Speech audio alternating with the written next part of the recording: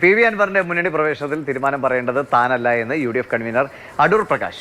അൻവറിനോട് അവസാനം സംസാരിച്ച യു.ഡി.എഫ് നേതാവ് താനാണ്, പക്ഷെ അദ്ദേഹം യു.ഡി.എഫ് തീരുമാനത്തിനൊപ്പം നിന്നില്ല എന്ന് അടൂർ പ്രകാശ്. പി.വി. അൻവറുമായി ഏറ്റവും അവസാനം സംസാരിച്ച ആൾ ഞാനാണ്. യു.ഡി.എഫിന്റെ ഒരു ഗൂഗിൾ മീറ്റ് നടത്തി. അതിൽ പങ്കെടുത്ത് ഒരു തീരുമാനം അന്ന് എടുക്കുകയുണ്ടായി.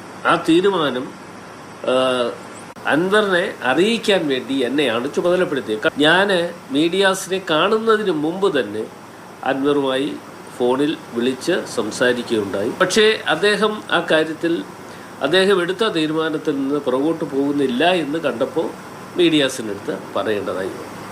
അപ്പോൾ അങ്ങനെ ഒരു സാഹചര്യം ഉണ്ടാക്കിയെടുത്തത് ഞങ്ങളാരും ഉണ്ടാക്കിയതല്ല, അത് ശ്രീ അൻവർ തന്നെ ഉണ്ടാക്കിയെടുത്തതാണ്.